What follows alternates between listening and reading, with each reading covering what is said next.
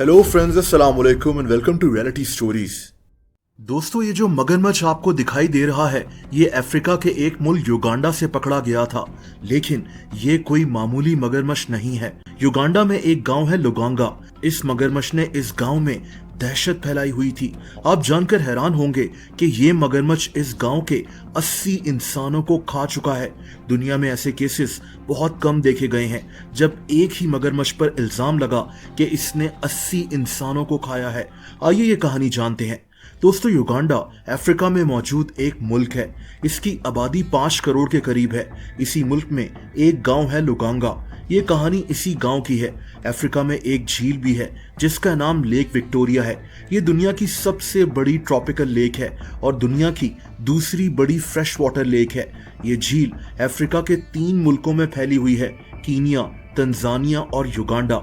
यानी इस झील का एक हिस्सा युगांडा में भी है। और ये जो मगरमच्छ पकड़ा गया, कहते हैं कि ये इसी झील में रहता था।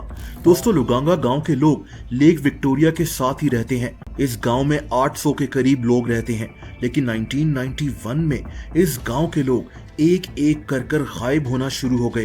कहानी के मुताबिक ये लोग लेक विक्टोरिया के करीब से गायब होते थे। बच्चे, बूढ़े, जवान, औरतें, ये वो लोग थे जो इस झील की तरफ जाते हुए गायब हो जाते थे। जैसा कि इस गांव के बच्चे इस झील के पास खेलने जाते थे, लेकिन ये बच्चे लौट कर नहीं आते थे।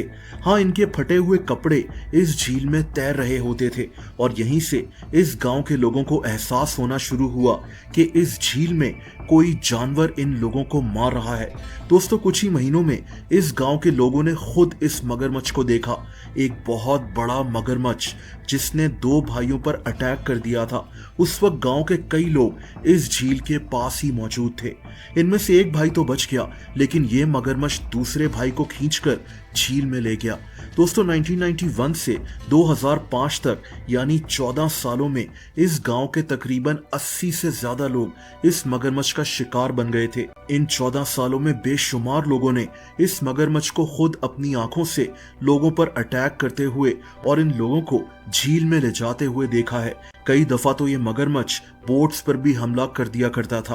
दोस्तों, इन 14 सालों में इस गांव की कोई ऐसी फैमिली नहीं थी जिसका कोई फर्द इस मगरमच्छ का शिकार ना बना हो। इन लोगों ने इस मगरमच्छ को उसामा का नाम दे दिया था, जो इन्होंने उसामा बिन लादेन के नाम पर रखा था। बहरहाल 2005 में इस गांव के लोगों ने इस देव कामत मगरमच्छ से बचने के लिए मदद मांगना शुरू कर दी। इस गांव के लोगों के लिए ये झील बहुत इंपॉर्टेंट थी, लेकिन इस मगरमच्छ की वजह से अब ये इस झील की तरफ जाते हुए डरते थे। दोस्तों, 2005 में ही युगांडा की हुकूमत ने इस कहानी का नोटिस ले लिया और बकायदा वाइल्ड लाइफ ऑफिशियल्स को इस गांव की तरफ भेजा गया ताकि इस मगरमच्छ को पकड़ा जा सके। इनके साथ इस गांव के 50 लोग और भी मौजूद थे। इन लोगों ने काफी सारा गोश्त लिया और इस झील के एक हिस्से में एक दरख्त पर वो गोश्त लटका दिया। लोगों को लगता था कि ये मगरमच्छ झील के इसी हिस्से में पाया जाता है। दोस्तों, थोड़ी देर के बाद ये मगरमच्छ वहां आ गया और इसने इस गोश्त को खींचने की कोशिश की, लेकिन इस गोश्त में एक फंदा लगा हुआ था। जितना ये मगरमच्छ इस फंदे को खींचने की कोशिश करता, उतना ही इसका मुंह इस फंदे में फंसता चला जाता था। ये मगरमच्छ फंस चुका था। फाइनली दर्जनों लोगों ने मिलकर इस मगरमच्छ को लेक विक्टोरिया से निकाल लिया। इस मगरमच्छ की लंबाई 16 फीट तक थी। इस गांव के लोग और आसपास के गांव के लोग ये मंजर देखने के लिए वहीं मौजूद थे। वैसे तो इस गांव के लोग इस मगरमच्छ को मारना चाहते थे, इनको इस पर इतना गुस्सा था, लेकिन वाइल्ड लाइफ ऑफिशियल्स ने इनको ऐसा करने से रोक दिया।